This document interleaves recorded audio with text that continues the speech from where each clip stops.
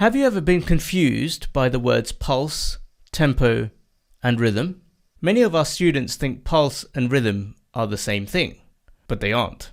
To make matters even more confusing, some of the words we use to describe some aspects of modern styles of music are the same as some of the words we use in music theory, but they mean completely different things.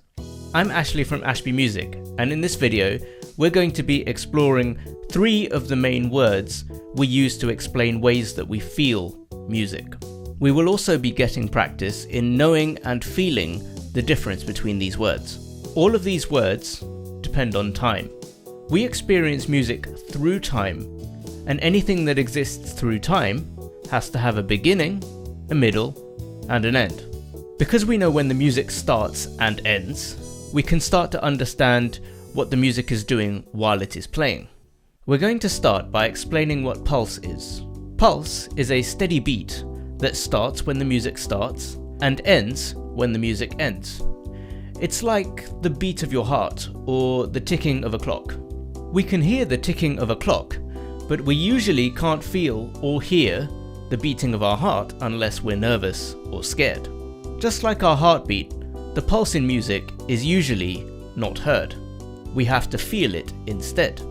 Pulse is super important because what happens to the pulse will affect everything else in the music. Each of the beats in a pulse has the same amount of time between them as every other beat. Let's try clapping a pulse now.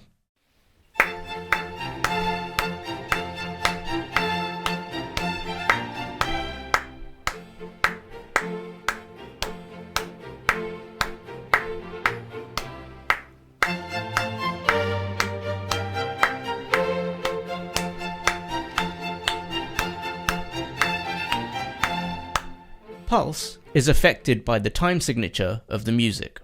The time signature tells you how many beats there are within a bar of music. We can change our pulse to follow a time signature by making some of the beats louder and others softer. We call the loud beats strong beats and the quiet beats weak beats.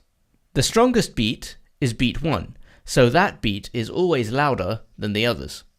In a 2/4 time signature, beat 1 is strong and beat 2 is weak. Let's clap the pulse of a piece in 2/4.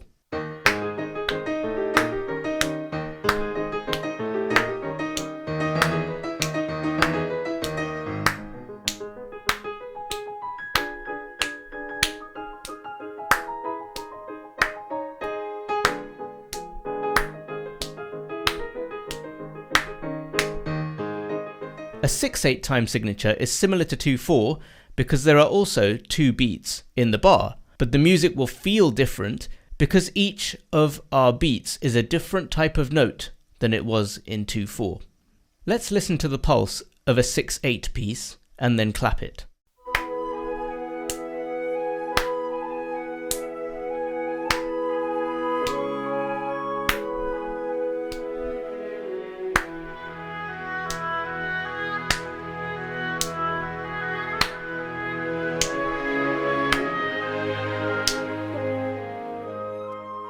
In a 3/4 time signature, beat 1 is strong and beats 2 and 3 are weak. Let's clap the pulse of a piece in 3/4.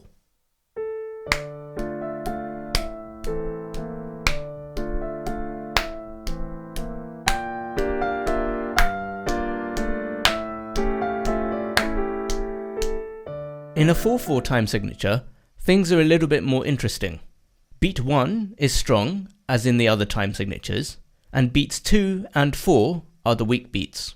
Beat 3 is a medium beat, somewhere in between a weak beat and a strong beat.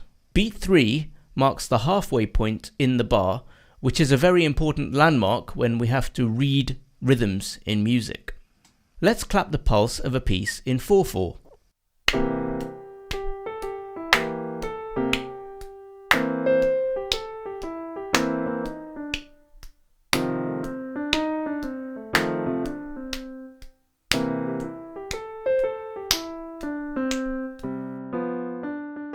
Now let's move on to tempo. Tempo affects the pulse and it changes its speed. The tempo tells you how fast or slow the pulse is. For example, a clock ticks once every second. Because there are 60 seconds in a minute, we can call this speed 60 beats per minute. If we set a metronome to this number, the metronome will tick just like a clock does. However, if we make the number on the metronome bigger, the metronome will not tick at the same speed as a clock anymore. Making the number bigger makes the pulse faster. When we speed up the tempo, we are making the length of time shorter between each beat of the pulse.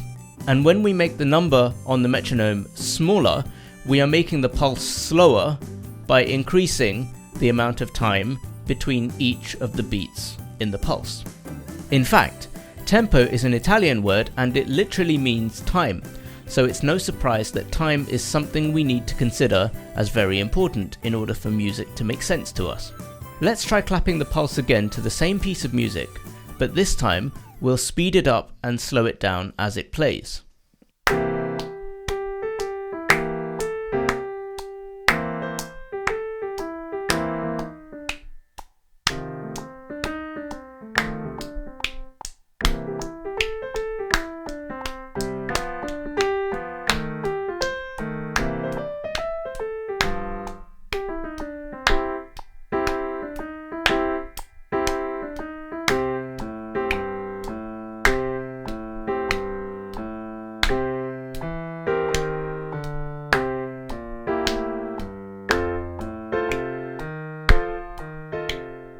Notice how the time between your claps gets shorter or longer as we change the speed.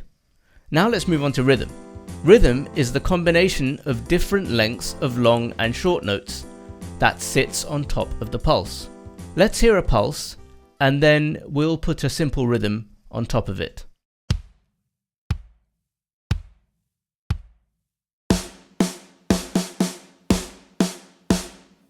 In a song or an instrumental piece of music, the rhythm we focus on the most is usually the rhythm of the vocals or the main tune, which is called the melody. Let's now hear a piece of music. After this, we'll clap the pulse and then the rhythm.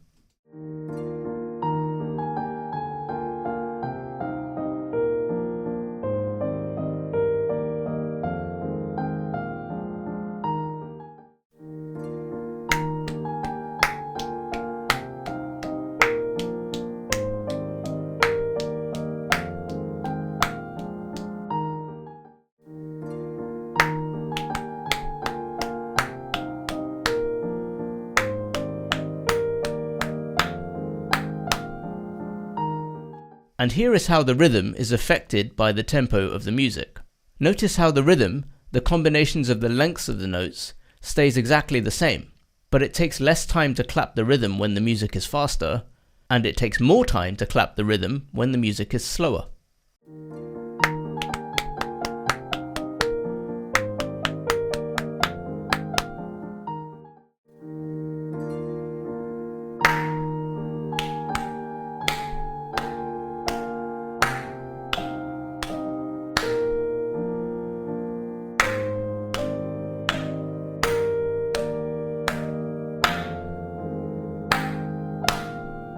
Now that we've discussed all the important words we use when talking about rhythms, let's go through something that can be confusing.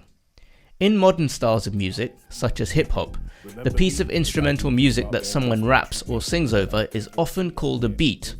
But do you know now why that is a confusing word to use? Remember that in music, a beat is supposed to be a pulse. It's supposed to be steady and unchanging, unless the tempo changes. If something you're listening to has different long and short notes in it, then that's actually a rhythm or a melody and not a beat. So those are all the important words we use when we discuss the different elements of rhythms in music. We hope this was useful to you, and if you have any questions, feel free to comment below. Subscribe if you want more content like this, and share this with a friend if you think it will be useful to them. And if you're still confused about the differences between pulse and rhythm, we have another video on the subject here, which you might like to watch next.